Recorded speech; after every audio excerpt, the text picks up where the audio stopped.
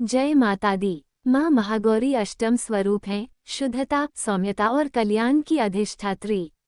कठिन तपस्या के कारण इन्हें गौरव वर्ण प्राप्त हुआ। इनके बाल रूप कहा जाता है। उत्पत्ति के समय वे 8 वर्ष की अवस्था में थीं। से यह संकेत मिलता है कि साधु भाव और बालवत श्रद्धा से भी माँ की मुरादें पूरी होती हैं। अष्टमी के दिन उनकी विशेष कृपा प्राप्त होती है, इसलिए इस दिन का विधि पूर्वक पूजन अत्यंत फलदायी माना जाता है। अष्टमी 2025 माँ महागौरी पूजा के शुभ मुहूर्त संक्षेप में। अष्टमी तिथि प्रारंभ 29 सितंबर शाम 4:32। अष्टमी तिथि समाप्त 30 सितंबर शाम 6:06।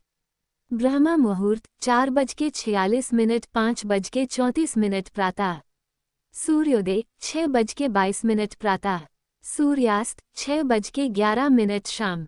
राहुकाल 3:4:30 दोपहर। प्रातः पूजा मुहूर्त 5:01 6:13 प्रातः। सायं पूजा मुहूर्त 6:08 7:21 शाम। कन्या पूजन मुहूर्त 6:22 प्रातः 12 बजे दोपहर। शोभन योग पूरा दिन समाप्त 1:03 रात को। अब बात करते हैं पूजा विधि के बारे में। तो आज अष्टमी तिथि के दिन बहुत से घरों में कन्या पूजन भी होता है और बहुत से लोग माँ महागौरी की पूजा करने के बाद, कन्या पूजन करने के बाद अपना उपवास भी खोल लेते हैं। तो वैसे तो आप ऐसा भी कर सकते हैं, लेकिन जहाँ तक हो सके नवरात्रि में पूरी 9 देवियों की पूजा करने के बाद ही आपको अपना व्रत खोलना चाहिए। कन्या पूजन आप अष्टमी को कर सकते हैं, लेकिन नवरात्रि में नवमी तिथि में माँ सिद्धिदात्री की पूजा करने के बाद ही आपको अन्न ग्रहण करना चाहिए। अष्टमी तिथि के दिन सुबह जल्दी उठकर स्नान आदि से निवृत्त हो जाएं। लाल या गुलाबी वस्त्र धारण करें और पूजा की तैयारी करें। सूर्य देवता को जल अर्पित करें। इसके बाद माँ महागौरी का ध्यान करके धूप दीप जलाकर आप माँ की पूजा करें। माँ को श्रृंगार की सामग्री अर्पित करें।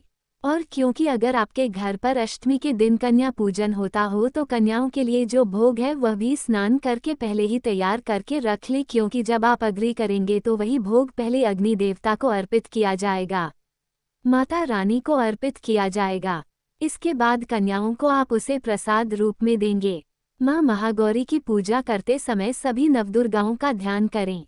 अपने इष्ट देवी देवताओं का ध्यान करें।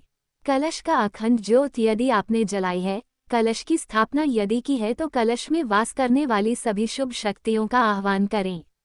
माँ महागौरी से प्रार्थना करें कि वे आपके द्वारा की गई पूजा को स्वीकार करें। और आज आप श्रद्धा से अष्टमी के दिन कन्या पूजन कर रहे हैं तो इसके लिए भी आप पहले ही प्रार्थना कर लें कि कन्या पूजन में अगर कोई गलती हो जाए तो उसके लिए माँ आपको क्षमा कर सकें। अब धूप दीप जलाकर आप माँ के मंत्रों का जाप करें। माँ महागौरी के मंत्र हैं।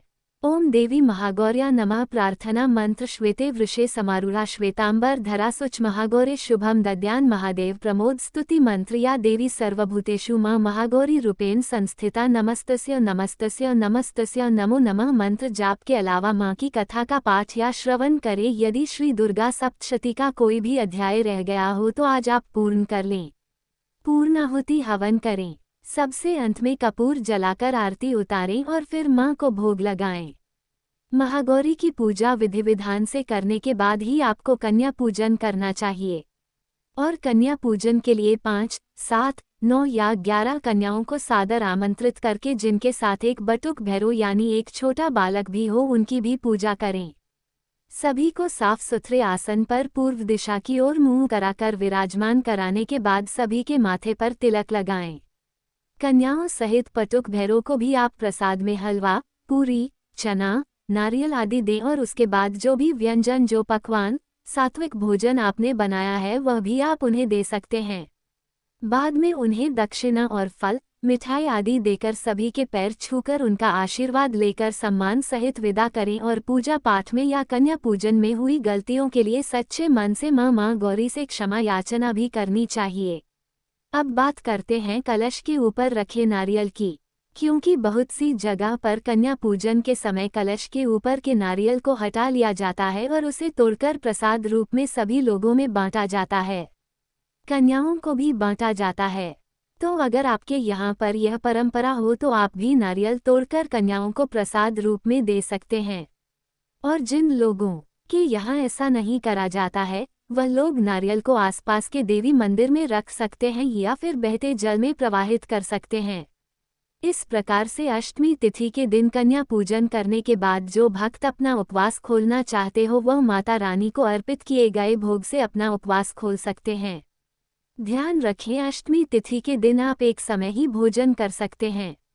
सात्विक भोजन जिसमें लहसुन प्याज का प्रयोग न हो वह आप करें और नवमी तिथि के दिन भी आपको फिर सात्विक भोजन ही करना है, लहसुन प्याज का प्रयोग नहीं करना है। और अगर अष्टमी के दिन भी आपने कन्या पूजन कर लिया हो तो आपको अगले दिन माँ सिद्धिदात्री की भी पूजा करनी चाहिए और हो सके तो कम से कम किसी एक कन्या का पूजन करके या कन्या को फल, मिठाई, दक्षिणा आदि इस दिन भी आपको भेंट स्वरूप देनी चाहिए, उनका आशीर्वाद लेना चाहिए। बहुत सी जगह पर अष्टमी के दिन पूजन करने के बाद विसर्जन कर दिया जाता है, तो जो लोग ऐसा करना चाहते हैं तो उन्हें अष्टमी तिथि को शाम को सूर्यास्त से पहले पहले विसर्जन कर लेना चाहिए। विसर्जन कब और कैसे करें इसकी अलग से जानकारी आपको हमारे चैनल पर मिल जाएगी, आप उस वीडियो को देख सकते हैं। माँ महागौरी को आप पूजा करने के बाद श्रृंगार की सामग्री अर्पित करें, जिसका दान आप किसी निर्धन सुहागिन महिला को भी कर सकते हैं। भेंट स्वरूप वही सामग्री आप चाहे तो निर्धन सुहागिन महिला को दे दें या आसपास के देवी मंदिर में भी श्रृंगार की सामग्री अर्पित कर सकते हैं। पूजा चाहे छोटी हो या बड़ी, बहुत सारी सामग्री के साथ हो या केवल एक फूल और पत्ते से हो, माँ केवल अपने भक्तों के भाव देखती है। अगर आज आप कन्या पूजन विधि विधान से ना कर पाएं, बहुत सारी आप जो कन्याओं का पूजन है वह नहीं कर पाते हैं या एक कन्या का ही पूजन कर रहे हो, कोई अभाव हो, तो आप उस अभाव को मन में इस प्रकार से भाव करें कि आप अपनी तरफ से माँ को तरह तरह के व्यंजन अर्पित कर रहे हैं और 9 कन्याओं का पूजन कर रहे हैं।